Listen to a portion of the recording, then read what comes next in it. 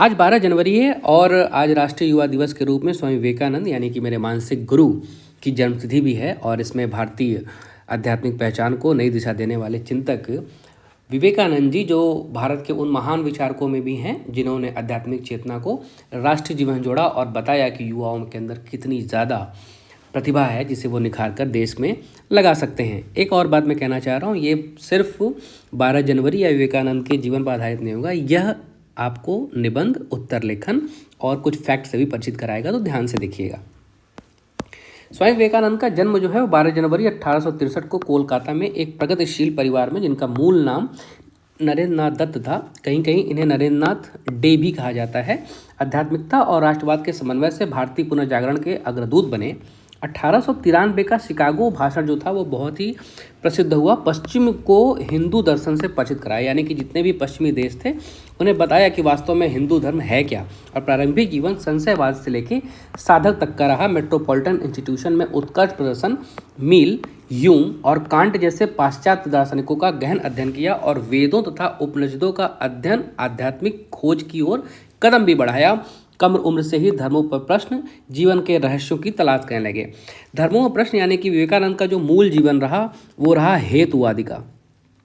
हेतुवादी का मतलब होता है कि हर वो व्यक्ति जो कि किसी भी कारण के होने से प्रश्न पूछता है, हर चीज़ पर प्रश्न पूछ के जो समाधान पाने वाला व्यक्ति है वो हेतुवादी कहा जाता है। और रामकृष्ण परमहंस जो उनके गुरु रहे, इनसे जो भेंट हुई, इसी के बाद जो है कि निर्णायक मोड़ साबित हुआ। 1881 में रामकृष्ण परमहंस से भेंट, गुरु ने उनकी क्षमता को पहचाना और एक सीख हुआ कि सत्य एक है, उसे पाने के मार्ग अनेक है। 1886 के बाद संन्यास लेकर सांसारिक जीवन का इन्होंने त्याग कर दिया।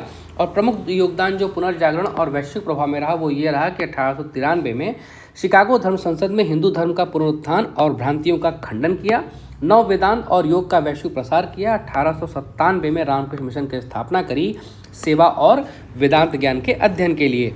शिक्षा और सामाजिक उद्धार कुछ इस प्रकार से रहे कि चरित्र निर्माण हेतु विज्ञान, आध्यात्मिक शिक्षा का समर्थन किया, जातिगत भेदभाव का विरोध किया, महिलाओं और वंचितों के उत्थान पर जोर दिया।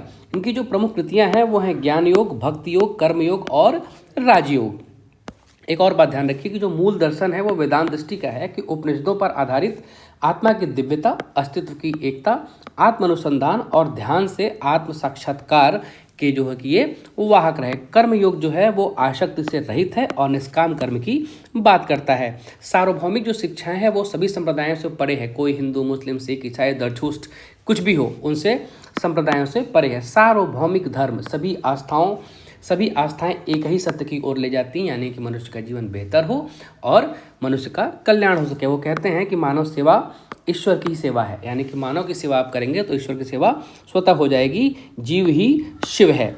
विविध समाज में सहिष्णुता और सामंजस्य का भी संदेश दिया। आज जो है कि इंटॉलरेंस बहुत ज़्यादा बढ़ गया है, जबकि बहुत पहले ही ये सामंजस्य की बात करके चले गए, जिससे हमें सीख लेनी चाहिए। भारतीय पुनर्जागरण में भूमिका राष्ट्रीय चेतना की रही। वो कहते हैं कि सांस्कृतिक गौरव के साथ पाश्चात्य विज्ञान का समन्वय कराया, युवाओं को प्रेरणा हुआ कि उठो, जागो और लक्ष्य की प्राप्ति तक मत रुको। ये बहुत ही प्रसिद्ध उद्धरण है इनका, जो कि आज सभी प्रगतिशील विद्यार्थी जो कि प्रतियोगी परीक्षाओं की तैयारी कर रहे हों या किसी अन्य चीज़ की तैयारी कर रहे हों, या कोई व्यक्ति जो अपने जीवन में किसी भी लक्ष्य को प्राप्त करना चाहता है, इस पंक्ति से प्रेरणा पाता है। शिकागो भाषण ने अंतरधार्मिक संवाद और स्वतंत्र चिंतन को बल दिया।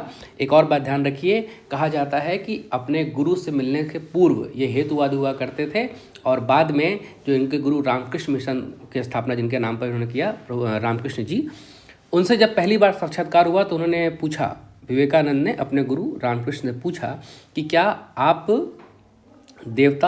देवी देवता या ईश्वर को मानते हैं, क्या आपने उन्हें देखा है?